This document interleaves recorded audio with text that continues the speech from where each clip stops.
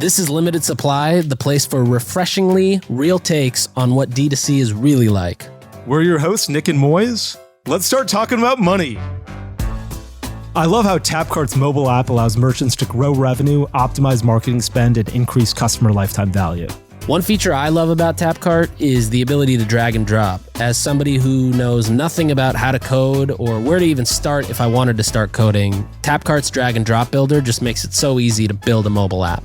Tapcart created an exclusive 2-month free offer, especially for our listeners. Go to tapcart.com/limited. Again, that's tapcart.com/limited. All right, first episode. Here we go. Let's go.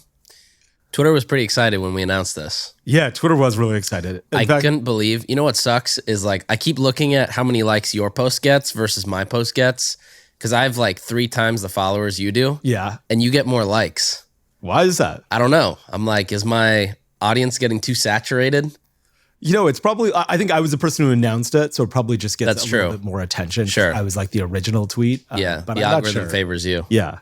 But I'm really excited about doing this. And after that, after putting it on Twitter, I got even more excited. Like there's some things where I'm like, nobody cares about this. I'm going to stop. Yeah. This was one of those things where I was like, okay, we got to do this. Yeah. When you announced it, I was in Austin and, you know, the people around me were like, oh, I didn't realize you were doing this. You didn't mention anything. And I was like, oh, yeah, you know, it's whatever. Yeah. We're just doing a podcast. Yeah, like, that's right. Me and Moiz talk all the time. Yeah, that's right. And they're like, no, that's a big deal. You got to tell us when you're doing something like this. Yeah. Yeah, we have to make it a big deal, I think. Like, we have to make it really good so that we want to do it and that other people really love it. Like, the engagement on Twitter really gets me excited because I'm like, oh, people care. Yeah, people want to hear about this. Exactly. Yeah. Even now, I just tweeted out, you know, like, I'm about to go talk with Moiz. Drop a bunch of things you want us to talk about. And we got a good amount of stuff here. Okay, fantastic. But let's start with why we're doing this. And, you know, I think a lot of people would not be like, you know, I think the reason that I want to do this or I got excited about it was because we would go to all these workout classes and then we would jam about direct-to-consumer stuff for a couple hours. And then I'd be like, okay, I need to go home and start working right now. And it would just be like great because it was unadulterated and it was from someone who knows what's going on in the community, which is you, and someone who was like, okay, I understand when people are just giving me bullshit and when people are giving me like honest and valuable information. And so I thought that was super valuable. Like whenever we had that conversation or every conversation we had, I'd be like, let me go home and work right now because I'm super jazzed up about e-commerce. I'm like, you know, I just got a bunch of knowledge bombs that I need to go put to use. A lot of times when I talk to people about e-commerce, you know, you can easily tell when somebody's trying to PR filter what they talk about. Yeah. And I think one of the things I love, like texting you like, hey, let's go work out, is because I just know for, you know, 2 hours after our workout, I'm just going to get to suck all the information out of you too. Yeah. And it's all like real stuff, you know, and it's just super valuable. And just the fact that you're such an advocate for bootstrapping is like the other thing that resonates with me a lot because I'm Indian too, so I'm cheap. Yeah, that's right. And, you know, it's not in our blood to go just raise a bunch of money to do something. It's like, let's put in the work and figure it out and then see if there's that opportunity. Bootstrapping is great. You can have small outcomes that are really meaningful. Right. Like my outcome was relatively small in the grand scheme of things, but incredibly meaningful for me. Yeah. And I think it really started back in like 2016, 17, 18. I'm sure it started before that actually, and I just didn't hear about it. But when we sold and then Movement Watches sold and Tuft & Needle sold, like all 3 of those businesses had sort of been bootstrapped, grew, were 9-figure businesses. Like I think Movement Watches sold for $100 million as well. Yeah. Tuft & Needle was to a private equity firm and it was less clear, but it was certainly going to be 9 figures. Yep. And that was a ton of fun. And like a ton of like people were like, okay, you know what? This exit strategy or this path for e-commerce makes a ton of sense. In the same way that Andy Dunn had paved the way for digitally native vertical brands and sort of said, hey, this is how you build a brand. Amazon is going to capture the world. You cannot sell a third-party product and make a meaningful business. With maybe the exception of Chewy, I think he's been right. Right. You know, he paved the way of being like, hey, create your own brand. And so did Casper and Warby Parker and Harry's all before us. And they were like, this is how you make your own brand. And then by the time I started Native and I think Movement or maybe Tuft & Needle, we were all like, oh, okay, all of these tools that took a lot of money to make are now available for free. Shopify exists. Like, I think you were mentioning like the Warby Parker guys, or somebody was telling me recently, the Warby Parker guys were like, we wish we had built Shopify instead of Warby Parker. Like we built all of the tools tools to have an easy to use direct to consumer business. And, we built the business instead of the software behind it. And the software behind it seems like it's worth a lot more. I think by the time I started, the software was out there and it was really easy to use and it was a lot easier to bootstrap. Yeah. I mean, even just thinking like from 5 years ago when I was at Hint, we were manually pulling reports daily of like, all right, what was our revenue? What was our, number of new customers versus existing? And now it's just all there. It's all free and it's all available. Yeah. What was the software you guys built Hint on? Was it on Shopify? So Shopify is what I was able to get us transitioned to. Yeah. Initially, it was on Symphony Commerce, which was the idea was like it's an online platform and a 3PL.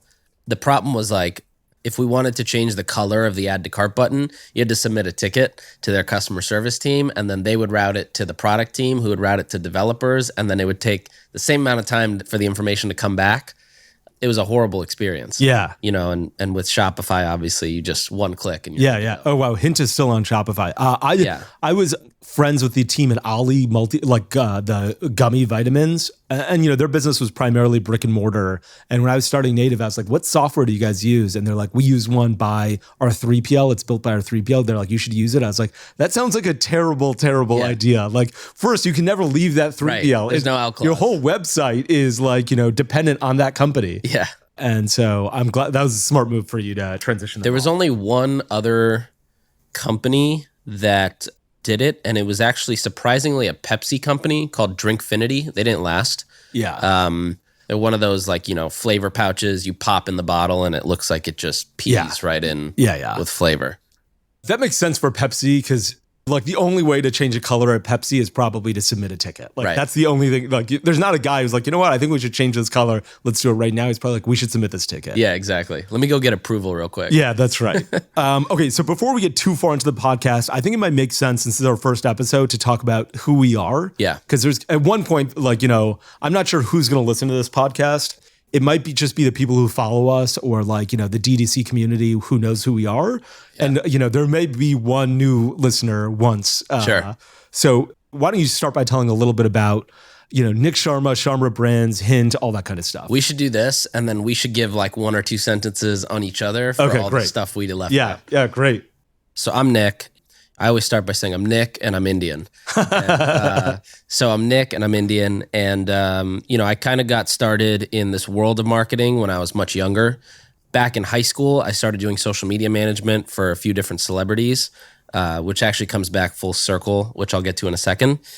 I did that for a couple years, didn't really get the best grades in high school, ended up joining an ad tech company in San Francisco, spent a couple years there, learned all about ad arbitrage. Like, how are we getting those guys at the bottom of the articles on the Taboola feeds? How are we getting them on Facebook? And how are we getting them even cheaper cost per clicks?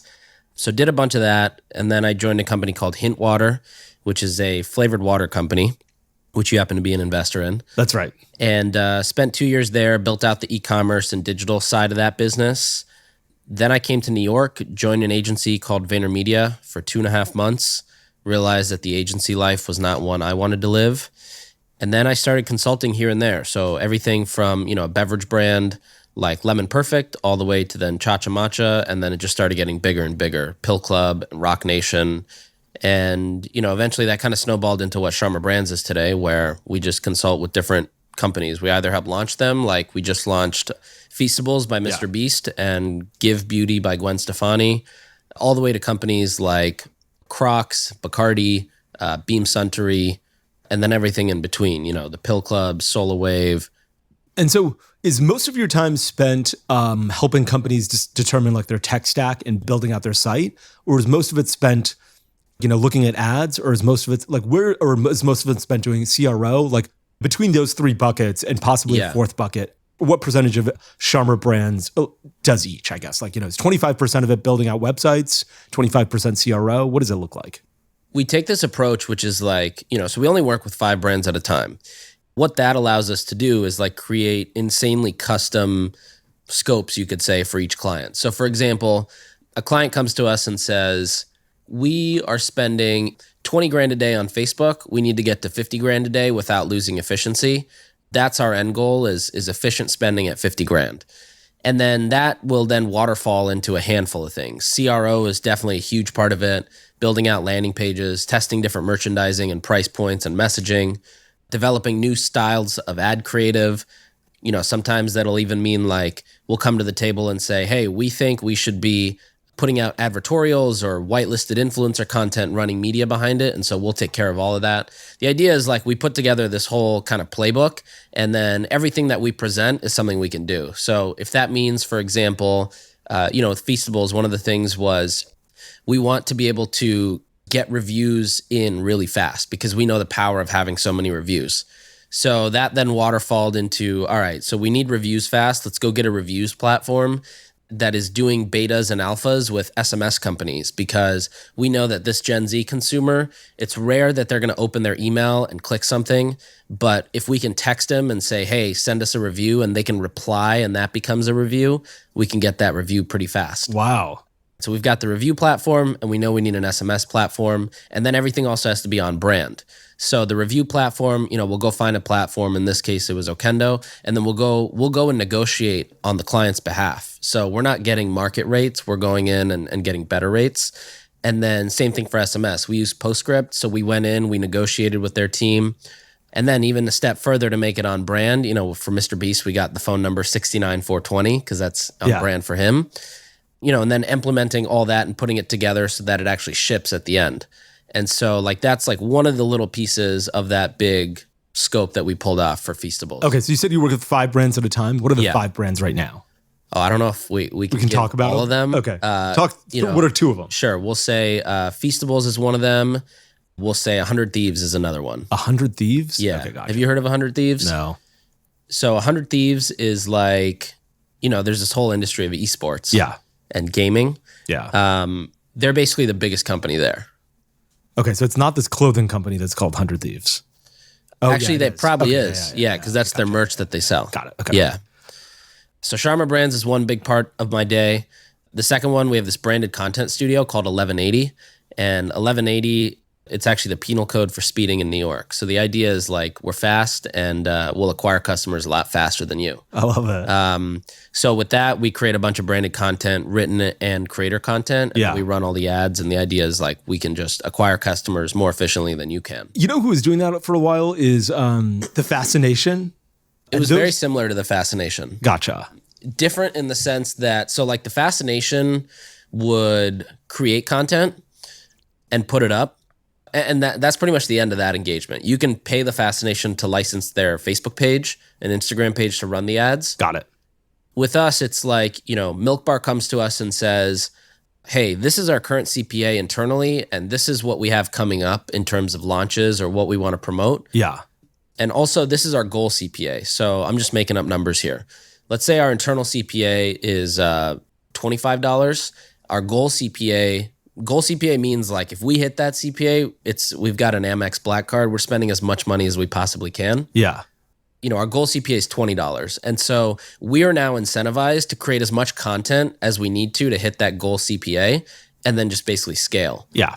So that's what's awesome about 1180. The third one is one I just started a couple weeks ago, which I think was heavily inspired by you and also just listening to the My First Million podcast, because everything is all about bootstrapping. And that's a business called Hooks, which is just we just make landing pages as a service. Got it. And so, with Sharma Brands, one of the biggest asks we always get is, hey, I have this product launch coming up, or we're running this sale, or Black Friday's coming up. Can you build us a landing page for this? And we were doing them one-off for some of my portfolio companies, but it was just taking away from the core business. And so I just thought, all right, I'm going to pump this in my newsletter once and tell people to fill out a form if they would do this. We got a ton of signups, and then that was enough validation for me to launch. Are you using your own custom software to build landing pages, or are you using No, so we use Unbounce. Okay, gotcha. Yeah, and the idea is that, if you go to most landing page vendors today, they're all building on custom code, which is great because you can get super custom. Yeah, but the problem is you can't edit it as a marketer. Yeah. And again, it's you have to submit a ticket. For sure. And then what's the biggest win you've had recently building landing pages? What for Feastables, because you talked about that brand, or 100 Thieves. Yeah. Or another brand that you can talk about. Did you build a landing page and you're like, wow, this really worked? One of our OG wins on the landers is actually with Caraway. Okay. And with them, we were able to drop CPA by 30%. Okay. And what was the win? The win was just better conversion. Like, but was it like an entire redesign, or were you like, you know what, we moved reviews no. to So the this top? is what we did. Yeah. So we did a couple things. One is we just looked at all of the customer service inquiries and all the Facebook comments and just said, all right, what are people asking about? Yeah. We made a list of everything people ask about, and then we laid that out in the page. The other difference is like with the landers we make them look like they're not product pages. We make them look like they're microsites. The idea is that somebody comes to this page thinking they've just gotten to the homepage, but it just takes one scroll till you're at the end. And by the time you're at the end, you're pretty much convinced. Yeah. And so a lot of it was driven by social proof, especially because the price point is high. What were a couple of the things that you found that they didn't have? So you said like you looked at their customer service tickets and their Facebook messages. What were the things that they're like, okay, you need to emphasize these two things? Well, there's two things. One was just the fact that like if you go to their site today, you have to click around to get to the product page and like to get to the information. So the biggest win was just putting everything there. Got it. So that you don't have to click around. Yeah. Have I told you about the Kim Kardashian saying that I have? No. So I always like to say like your potential customer is Kim Kardashian walking the red carpet. You as the merchant are the assistant to Kim on the red carpet. And if she has to go anywhere to get information at that time, you're not doing you've it. already You're fired. lost. Yeah, you're done. So that's how we treat it. Now, one thing I will say that we do, which I think everybody should do, is so a lot of times the first thing we ask for is, all right, where can we go find your reviews? And so Caraway, for example, has, tens of thousands of reviews. And so what we'll do is we'll spend an hour. We'll read through all the reviews and we'll make a list on the right side with tallies. So if somebody says, I love the way these look on my countertop. Yeah. We put, aesthetics and put I'm with you. And then we'll reverse the page to say, all right, we're going to start at the top, focusing on whatever gets the most, and then, slowly work our way down. Yeah. That makes a ton of sense. You're just saying, okay, what do customers care about the most? Or exactly. Where's the biggest N when it comes to complaints? Yeah. Okay, awesome. And when did you start Sharma Brands? When or why? When? No, I know why. January 2020. January 2020. Wow. So 2.5 years old. A bit over 2 years. Wow. Yeah. Okay. That's bananas. Yeah. I just feel like you've been associated with it for 50 years now. Yeah. So I'm like, I assumed you started it at the turn of the century. Yeah. The last century, actually. Right. That's awesome. Okay. Yeah. Fantastic. So let me tell, I'm supposed to say one sentence about you? Yeah, one or two sentences. You and I met in Vegas at Shop Talk when you were still at VaynerMedia, and I thought it was ridiculous that you were working there. And I remember us meeting, after we met, I was like, hey, let's chat for 5 minutes by ourselves. Yeah. And I was like, you need to leave. And you're like, I'm already leaving. And I was like, this guy knows what he's doing already.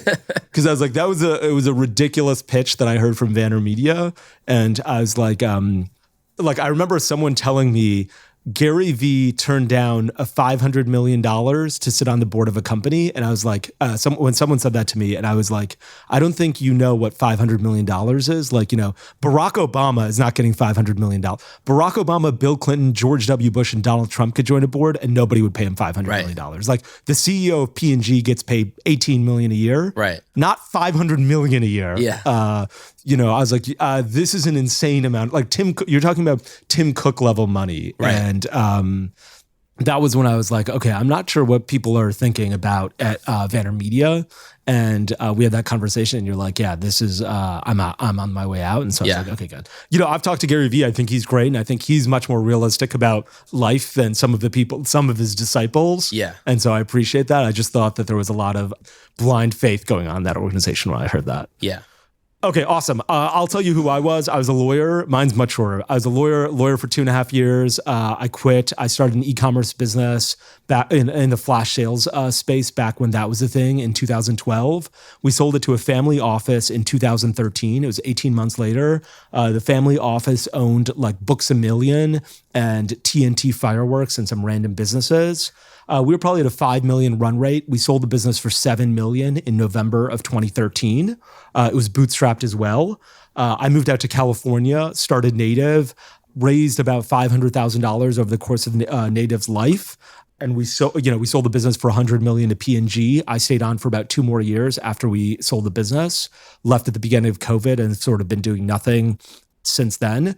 we weren't entirely bootstrapped. We'd raised $500,000. I'm not sure if I've told you this story. Our first investor was this Chinese guy named Wei Go. Have I told you this story? I think so. When he has his baby and yeah. It's such a good story. It's a good story. Tell it. I'm going to tell it. Yeah. I texted him right when we were selling the business. He was a great investor. He was like, I'd see him once every 6 months. Did he put all 500 in? No, he put in 50,000. Okay.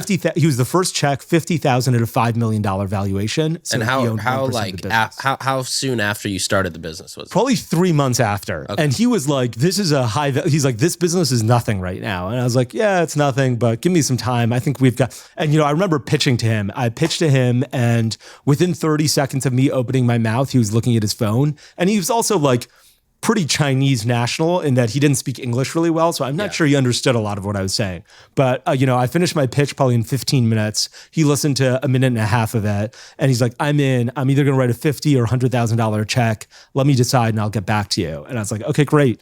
And, a week later, like some of these things, some guys never write checks. They just say that and they won't write their check.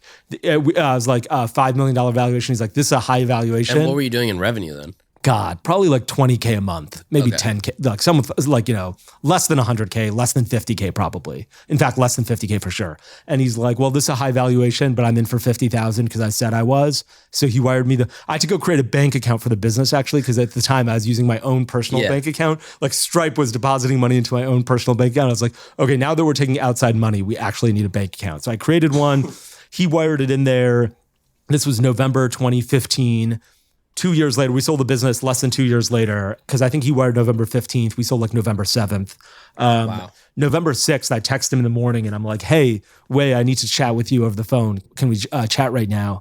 And he's like, is this an emergency? And I was like, yeah, it's pretty urgent. I got to tell you what's going on and I need you to sign documents. So he's like, give me a call. I called him up and I was like, hey, we're selling the business to P&G. It's 100 million. You put in 50, you're going to get about $1 million. And he's like, fuck. All he would say, I was like, we're selling the business to P&G. He's like, fuck. And I'm like, you put in 50,000 at $5 million valuation, we're 20xing it. He's like, fuck. And I'm like, you're going to get $1 million. He's like, fuck. And I was like, I need you to sign documents. And he's like, I asked you if this was urgent because my wife just gave birth to my first son. Oh. But he's like, this is the best news I've heard all day though. The money he's getting is the best news I've heard all day. And I was like, I love this guy so much. He's such a fantastic Did he name his baby Native? No, he didn't. He should have. I remember I went on, we were on a panel together a while later and I was like, do you remember this story? And he's like, yeah, I remember it. And he's like, that was the right thing. I still agree that was the best thing that happened to me that day. I love him so much. That's amazing. He was a great guy. When did you raise the rest of the 450? Yeah. So we raised 50,000 from him. The next 250,000 we raised from Azure Capital. So the same guy that introduced me to Wei introduced me to Azure. His name's Mark. And so Azure, I talked to in like December and they're like, no, get the fuck out of here. In January, I talked to them. They're like, go fuck yourself. In February, I talked to them. They're like, get the hell out of here. I just update them every month. And I'm like, here are my new numbers. Yeah, here's my revenue like, numbers. Shut the fuck up. And they're like, don't email us all the time. Yeah. Actually, they weren't like that. They're like, just keep emailing us with your numbers. Yeah. And so it went from like 50 to 100,000. And then in April, they were like, okay, let's have another meeting because something is working here. And I met with them. They're like, okay, they had a photo of like the deodorant aisle at Whole Foods. And they're like, how are you going to compete with this? And I was like, I don't know. You're like Whole Foods. I was like, I have no idea. We're just selling online. I don't ever think about these other guys. Yeah. And so who knows? And there was another guy, before I walked into the partner meeting where there's like 3 or 4 partners asking you questions, I'd sort of already got one guy to buy into it. You walk into the other partner meeting and there's other partners, the general partner meeting. And I researched a couple of the other partners and one guy was like, he had this spiel about Amazon. Like he had written an article and I read it and I walked into the meeting. At the end of my speech, I basically regurgitated the spiel that he had given. And he's like, this guy is so smart. Genius. Yeah, I couldn't believe, he's like, this guy is so smart. And I was like, thank you. And they're like, okay, great. We're going to write the check. And I was like, I just read something you wrote and just spit it back out to you. And they're like, this guy's really smart. We got to give him the money. Anyway, they wrote 250,000. So that was what was the purpose of the capital, by the way? And how much did you start with? Because you sold for $7 million. If you had a partner, we sold for $7 million. Yeah, I got half that. Okay. How much did you put into Native? Probably like $1,500. Oh, very, wow. So very like little nothing. amount of money. Yeah. Okay. Almost nothing. And like, the first 50,000, we might have needed, I don't really remember. The 250, we definitely didn't. Because at that point we were making money, we were doing six figures of revenue a month. They wanted to be in it. And to be honest, I was in San Francisco and I was like, winning means that you raise money. Sure. And so I was like, I'm going to get a TechCrunch article. Yeah, I'm going to get a TechCrunch article. And that's how I know I'm successful. And I'm going to get invited to all these cool parties. And everyone's going to pat me on the back. And I'm going to get a bunch of merch that says native on it. Yeah. And I'm going to send it out to people. Like and your backpack here. Yeah, like my backpack here. Yeah. And that's how I know I'm a real business. Yeah. And so we raised this $250K and we didn't like really use it. And we didn't get a TechCrunch article. Yep. Nobody knew we existed. And so I was like, okay, well, I guess we're going to go back to work. Yeah. And then we were like, growing. So, in January 2016, we did 100,000 in revenue. By April, we did 130, 140. By June, we were doing about 250 a month with probably 10% margin. So 25, 30,000 in profit a month, maybe even a little bit more. And by November, we did $1 million a month. Wow. And so now, we're doing $1 million a month and generating 100,000 in EBITDA a month. And I'm like, okay, this is kind of real money. Like, my bank account, like this, I'm making 1.2 million a year. I'm 29 years. I'm like, no, I'm probably like 32 years old. And I'm like, this is pretty good. Yeah. Then I start talking to like people who I think can be helpful. I'd raised a 25,000 from this guy named Jeff Hollander, who is the CEO of Seventh Generation. I raised 25,000 from the CEO of Thrive Market. His name's Nick Green. So that's another 50,000. And then I raised 25,000 from these guys who were partners at Encore Capital. Their fund tried to invest. And I was like, look, I don't want this much capital on the balance sheet, but I really like the partners. One guy, his name's Kevin Murphy. And so he's like, can I invest? And I was like, yeah. He's like, me and my friend are going to invest. We're each going to write $12,500 checks. And this was, it's amazing. This was like late in the game too. And then what was your valuation there? It was pretty high, like 30, 40 million, something. Okay. Like, it was $25,000. I was like, if it's 30 million or 40 million, it's not going to kill me. And then we raised 150,000 from this guy named David Marcus, or maybe it was 100,000, who was the head of Facebook Messenger. Smart. And I was like, that was your guy then. That was my guy. And Ad in reality, getting banned. Yeah, in reality, that really never happened. Yeah. Although I was like, I thought about it that way. Right. And you know what I love about guys like him? They think so big. And like when we were selling the business, I was like, we're going to give you 300 or 400,000. He's like, Moiz, this can be the next P&G. Like, you don't need to sell here. You're thinking you're going to get $100 million. You could get, $10 billion. Yeah. And looking back on it, and also with the capital in my pocket and feeling a lot safer financially, I'm like, that guy was right. Yeah. And I just didn't think that way. And same with Azure Capital. When we were selling, they're like, you should call up the guy at P&G and be like, don't sell it for, we're not going to take 100. We need 125 now. Yeah. And I was too big of a pussy to do that. Damn. And he was right. Yeah. Like all of these guys were right. And it's hard when you're in my shoes because, I was 32, 33 when we sold the business. I had some money. I had $1 million or $2 million in the bank, but my business was worth a lot of money. Right. And I was probably like a 93% shareholder. Yeah. We had 10 or 12 or $15 million in cash and inventory and assets. Like that was going to pay off all of the investors, the banker, the lawyer, all that kind of stuff. Right. So I was going to walk home with close to $100 million on closing day. Right. And so I was like, that's so much money and such a life-changing amount of money. Yeah. I cannot say no to that. Yeah. And I still feel that way. Like putting myself back in my shoes at the time, yeah, I'm like, still I made the right decision. Yeah. But looking at it today, in the shoes that I have now, sure, yeah, grass is always green. Yeah, the grass is always greener. Yeah. You're right. And so that's sort of the way it went. That's who we raised money from, and the path we raised money from. And the guys who were most helpful were probably the Azure Capital guys and Nick at Thrive Market. And David was great because he just knows everybody. And he introduced me to another guy whose fund I invested in, Mickey Ribbit at Ribbit Capital. And, Mickey's great. David's great. But Paul from Azure and Nick at Thrive, like I would call them up when I had problems. And the best part was they would never call me up. They were like, you do your own thing. Yeah. And when I called them up, they're like, where's the business today? And then they're like, okay, what's the problem? And when I had a problem, they never made me feel like I caused it. They weren't like, why did you do this? Why did you do this? Why did you do this? They're like, we're in it together. How do we solve this? Yeah. And that was an incredible feeling. Like they made it, this sounds ridiculous because it feels like they're my girlfriend or we're like in a, significant other relationship, but they made it a safe space to talk about problems. Right. And I feel like a bunch of investors don't, including a bunch of investors that I talk, like, I'm on the board of a few businesses, and I'm like, this board is not a safe space for the CEO to come talk about problems. I would hate to be the CEO here. Yeah. And these guys didn't do that. And that was really fantastic. And whenever I am an investor in a business, I want to make it a safe space. Totally. But yeah, sold the business, have invested in a bunch of businesses. You and I invested a couple together, Okendo, Postscript. God, is that the only two that we've done together? No, Cadence. Cadence, yeah. That was a hard one to get you in. I was just busy and not paying attention to it, but the numbers spoke for themselves. Yeah. There's a reason brands like my own company, Long Weekend, and Princess Polly use Tapcart. In-app conversion rates of around 12 to 14%. Shopify brands using Tapcart have sold well over $3.5 billion through their apps. You don't have to be a huge brand to have an app either. Just like it's never too soon to start building an email subscriber list, it's never too soon to start building a push subscriber list, an own marketing audience that will compound in value over time. With Tapcart, there's no coding required. There's a real-time sync with your Shopify store, which means that you can turn it into an app in hours and your inventory is always up to date automatically. The drag and drop software is much easier to maintain than you'd think. Start building today. Their team is super supportive and makes it really easy, and there's a great exclusive for our listeners. Get 2 months free at tapcart.com/limited. Again, that's 2 months free at tapcart.com/limited. All right, so a couple sentences on you.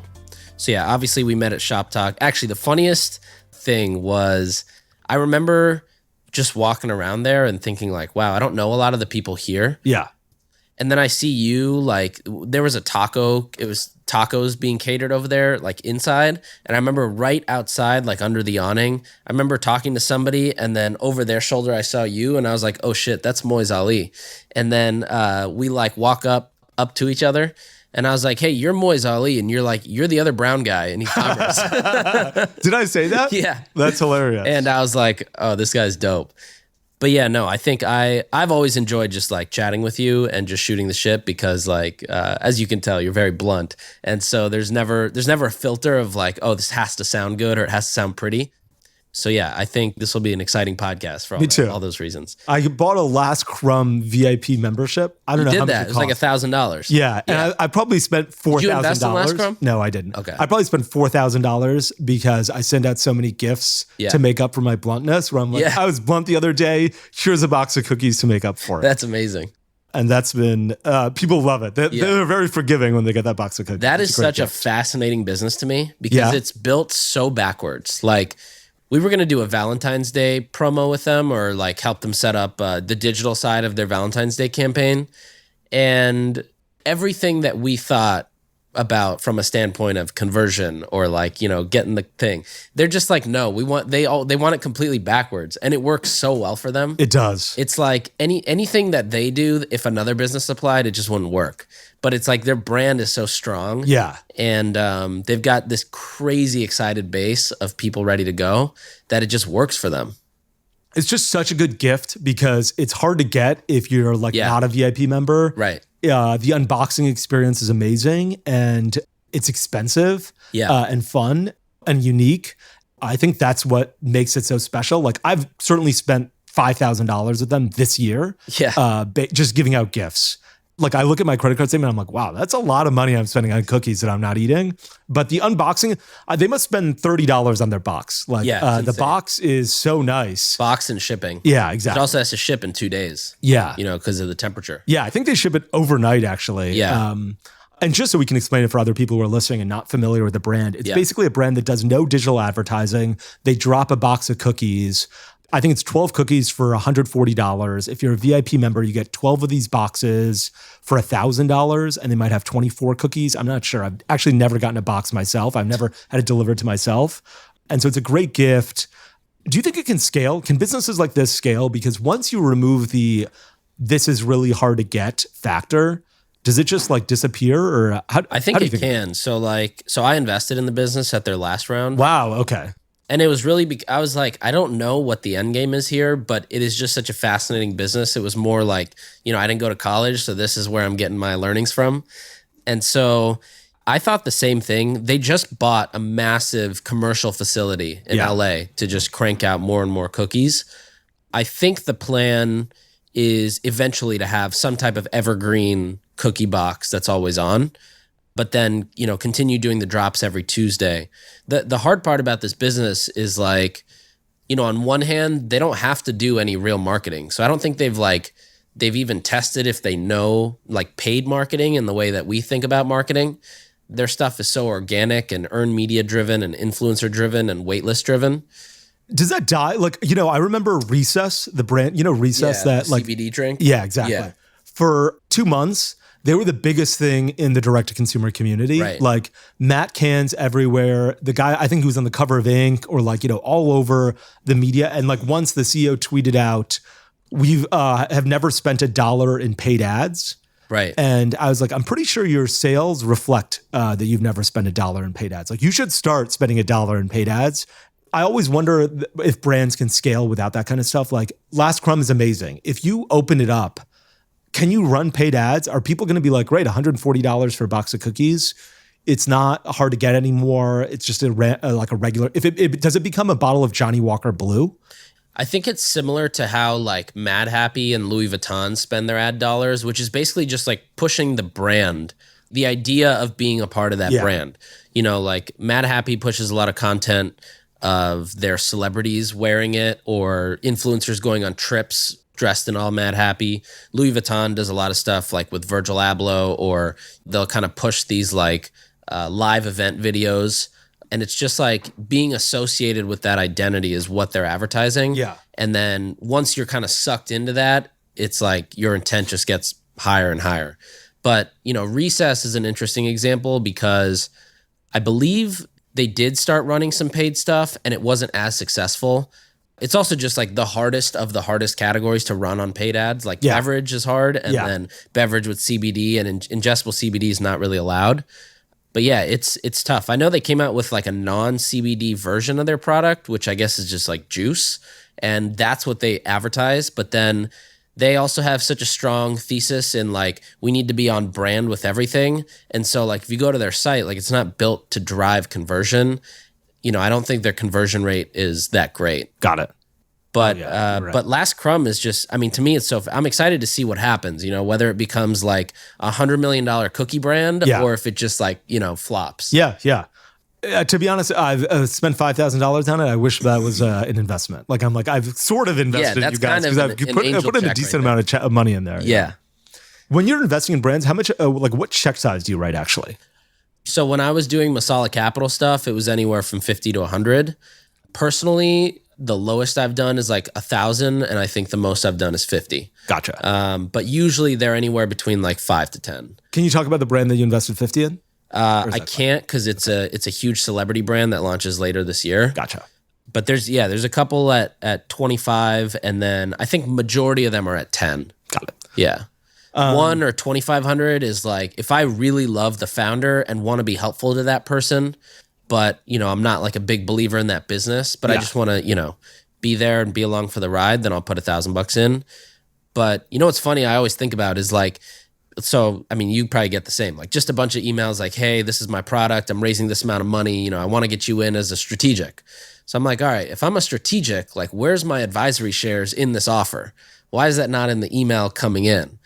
And also, like, why do I have to put money in to then give you advice? Why not just give me advice? Why not offer me advisory shares and say, I think you'd be helpful, and we want to essentially pay you in advisory shares to just be able to call you, text you, and be done at that? Yeah. Like, why do I have to go dip into my savings? Yeah, I think you can do both. Like, I think you can do most either of the time too. I do both. Yeah, I think you can do either. I like, you can be an advisor to a business and never kick in $1 of capital, right. Or you can be like, I want to I'll kick in some cash and get some advisory shares. But yeah, I don't know about you. A lot of the pitches I get are so generic.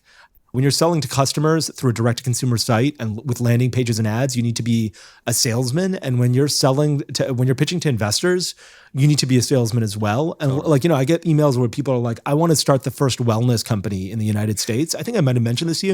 And I'm just like, where are you? Like, this is, you're 50 years late to the game. Have you been to Target? Everything says wellness. Right. Everywhere you go. It's an entire aisle. Yeah, exactly. And the aisle is like, Target has selected 20 brands out of 5,000 that have pitched them each year to put in that aisle. Yeah.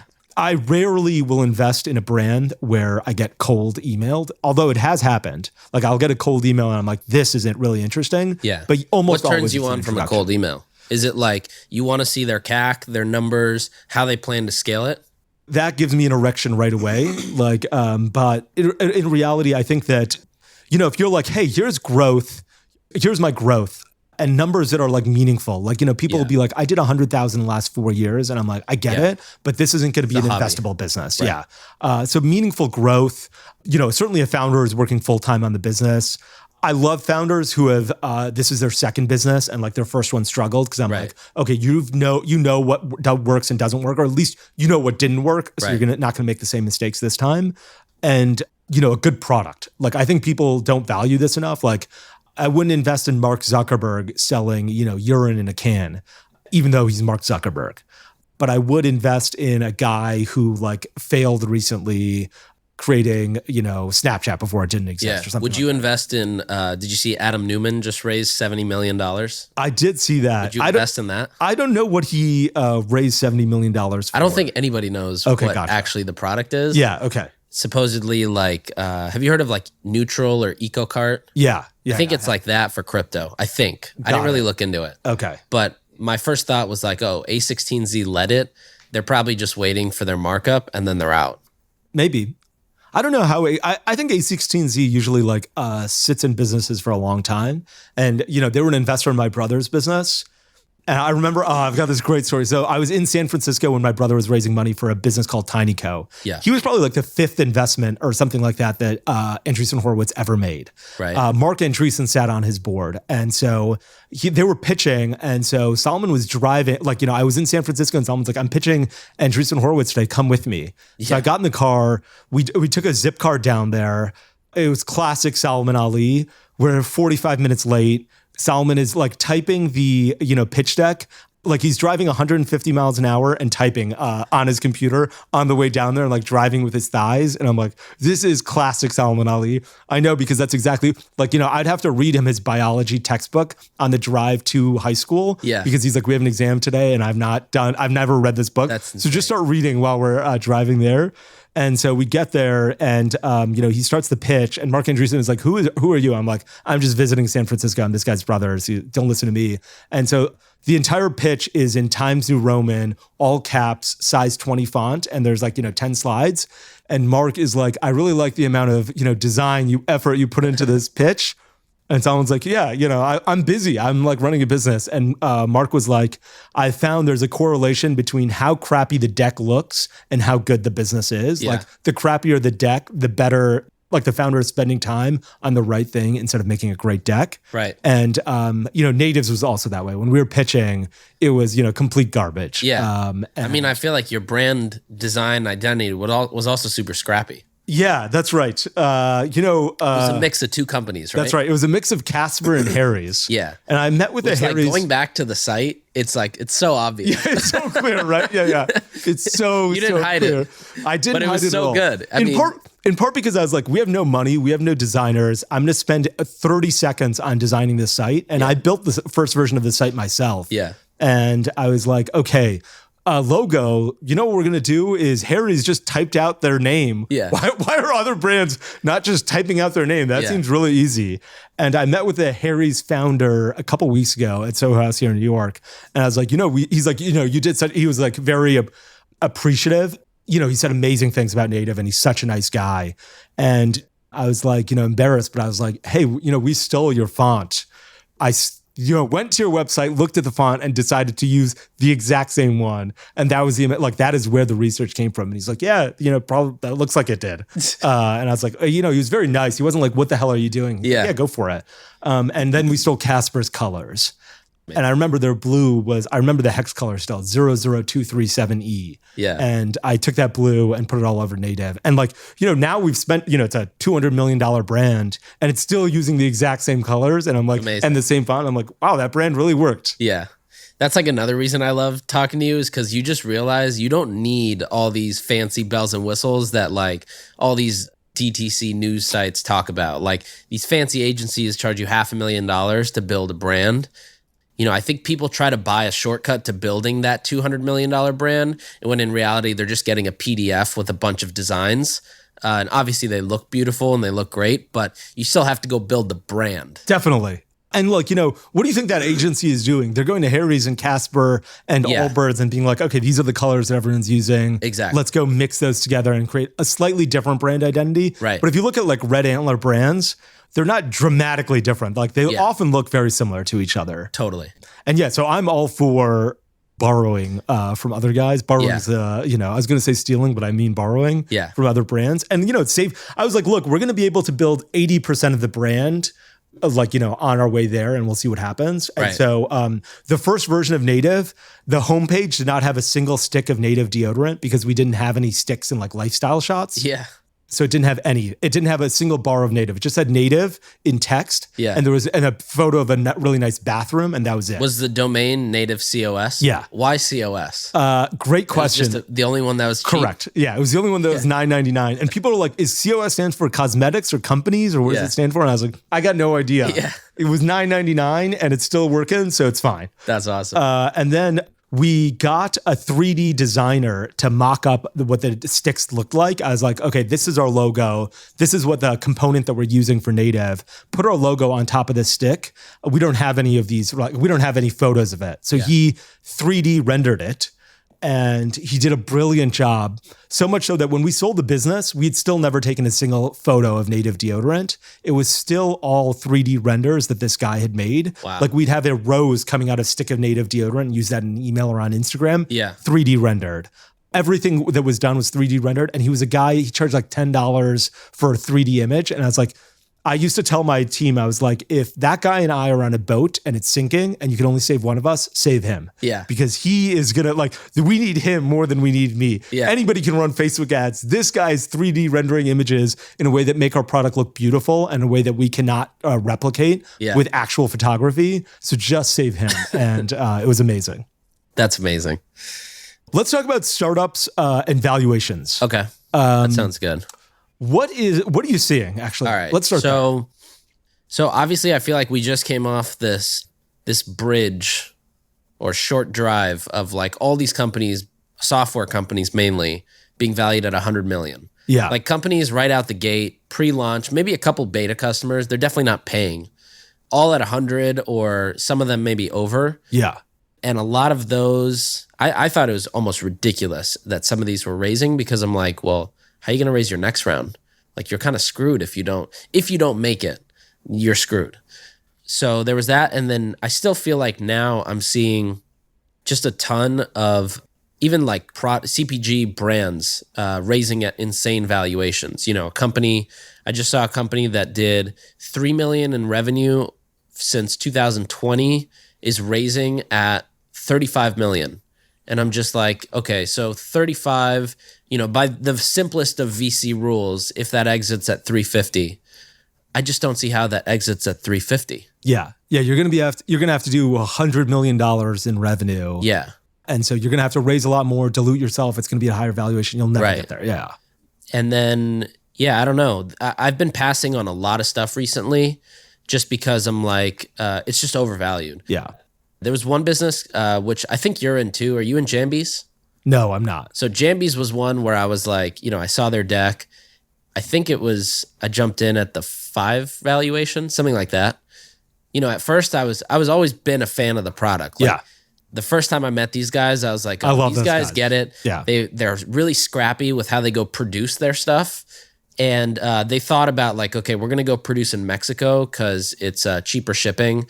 They're running their own Facebook ads. One of the guys is like a former GQ writer. So he had like so much press about Jambies. I just loved everything about the brand.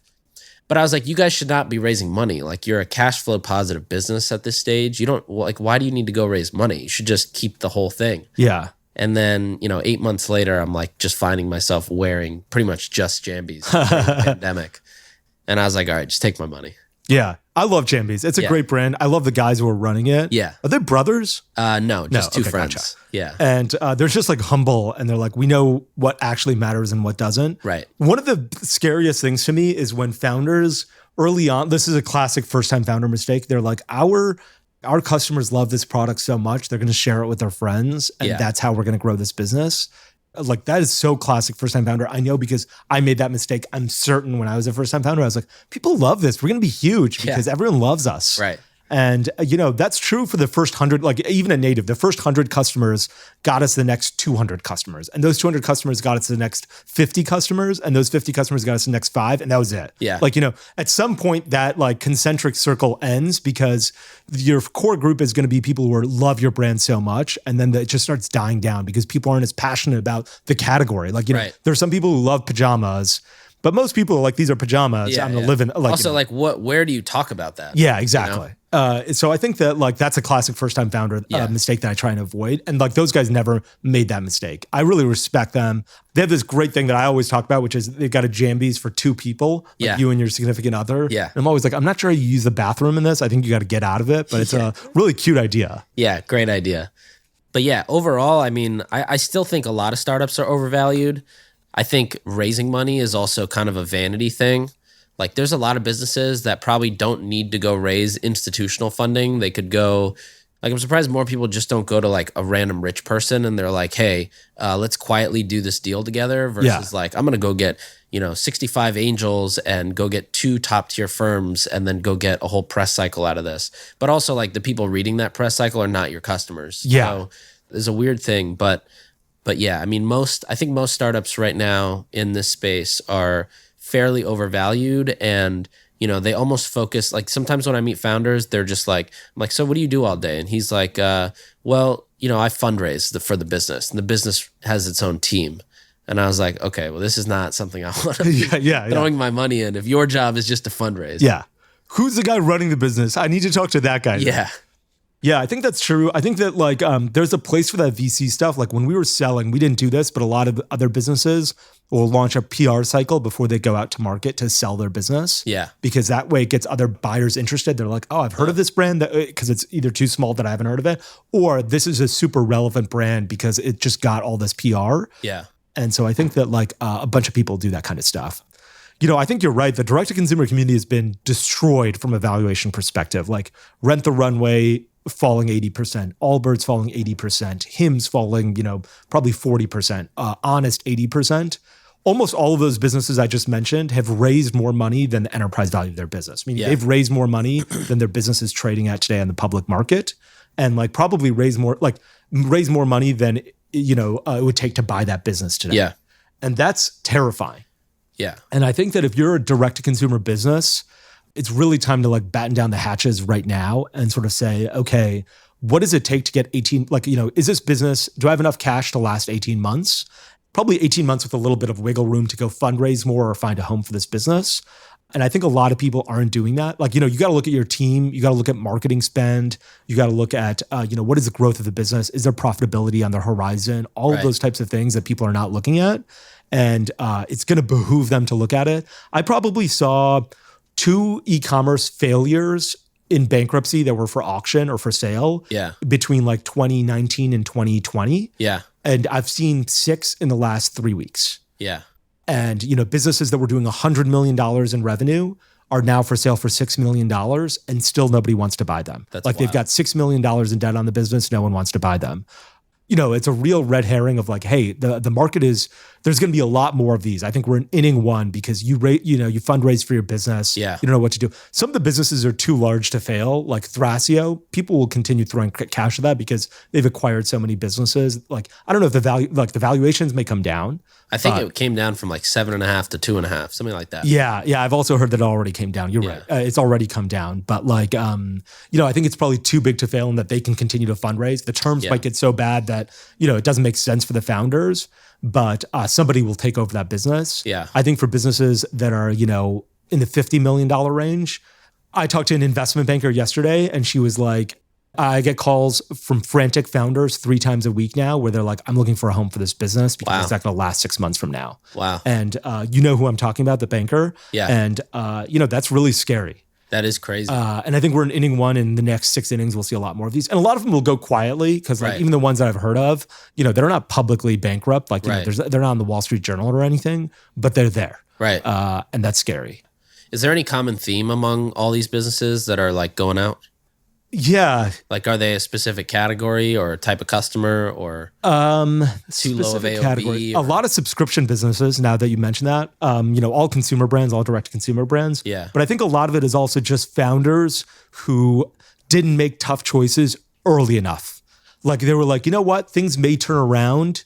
And so we will fix it. Like, things are going to turn around in the next 3 months. Yeah. So let's not cut marketing spend yet, because then our revenue will fall off of a cliff. Let's not take a hatchet to headcount, which is really hard to do and really sad. Yeah. But like, it's either you lay off 30% or 50% of the business, 50% of the employees, or you lay off 100% when you go in bankruptcy. Right. And so I think like founders who didn't make that decision early enough, I remember talking to a subscription box business and they were like, they get all of the product, they get all the cash from the consumers, they get all the product from the merchants, they ship out the product, then they pay the merchants. And so the cash flow cycle is really good. You've got cash from customers coming in, you've got free products coming in, you ship it out, and then you pay the merchants. Yeah. So like, you're getting cash 90 days before you have to pay it out. And, they weren't thinking about it that way. They were like, we use December cash to pay off November merchants. And I'm like, no, you should be using, that's not the way it works. You should be using November cash to pay off December merchants. Like, your cash flow cycle is early, not late. And I think it's just founders who are like living on the edge. They're sort of like, hey, we're going to live on the edge and we're okay with it. And they've got a lot of risk tolerance. And that is scary as fuck. Yeah. Because I've talked with a bunch of them and they feel sad. And I'm like, that I understand why you feel sad. Like that's really hard. You put a lot of blood, sweat, and tears into this business, and it's tough that it failed. And, I would feel terrible too. But I'm also like, the signs are here. Like, the signs were there. Like, you should have taken a hatchet to marketing spend 6 months ago. There was one I was looking at and they're like, we're spending $1 million a month on marketing now instead of 2 million. And I was like, you were going bankrupt and you were spending $2 million a month on marketing. Cut that to zero. Yeah. Like, what are you doing here? Yeah. You really gotta get in front of this, and you gotta have at least 12 months of runway in front of you. And if you don't, you gotta start thinking about alternatives right now, like team, finding a home, fundraising at a down round, all that kind of stuff. And I feel like people aren't doing that enough. Yep. Okay, I think that's actually all the time we've got for. Yeah, we've got a lot of stuff that we can talk about next time, and it looks like. On Twitter, we got, another about 40 questions that we'll go through. Okay, that's awesome. I'm also excited to get I think this is really fun. Like when we do it like this, like we drop a lot more bombs. We're just going back and forth. Yeah, because we both understand the space, and so we don't have to explain anything to each other. I'm excited to get some founders of businesses that have worked and have not worked to be like, hey, this is what happened in my business. Exactly. And have fundraised. Like all the investors in the direct to consumer seem to have disappeared. Well, at first they said no more brands were doing e-commerce SaaS. Yeah. And then they stopped doing that. And then they said we're going Web3. And then they stopped doing that. And I don't know what fad these VCs are going to hop on next. Last night I was at this VC event and somebody was like, well, what's your secret to knowing which businesses to invest in? And I was like, absolutely don't follow VCs because they don't know anything. Most of them have never seen anything on the day-to-day side of this business, and they wouldn't know how to interpret it, or they wouldn't know how to read it. Yeah, I could not agree more with that. I remember there was a partner at some big VC firm who tweeted out and he said, Away Luggage is an amazing brand. Away Travel is an amazing brand because they live in and they have a differentiated product as opposed to Casper mattress. Right. And I remember being like, are you a fucking idiot? These people are selling luggage. Have you never seen luggage before? Yeah. I can name 3 brands off the top of my head that sell luggage, and I buy this once every, 10 years. Right. You must be and he's like, I replied to that on Twitter. I was like, look, avoid VCs. Look at how stupid they are. And he was very upset at me. And I was like, this was a stupid thing to say. And you're supposed to come from a place of seeing a lot of stuff. Yeah. And avoid VCs is a good, you have to be an independent thinker. 100%. Yeah. All right, cool. Awesome. Super excited. We'll wrap Thanks. this and we'll do this again soon. I think our next one, we're going to have a founder on. And so we'll continue this list after. Awesome. Cool. Thanks for tuning in. We'll be back next time to cut through the noise in CPG, retail, and e-commerce. And if you enjoyed this episode, then why not share it with a friend? And make sure to subscribe on any platform you listen to podcasts on so you don't miss the next one. Thanks for tuning in. We'll be back next time to cut through the noise in CPG, retail, and e-commerce. And if you enjoyed this episode, then why not share it with a friend? And be sure to subscribe on whatever platform you listen to your podcasts on.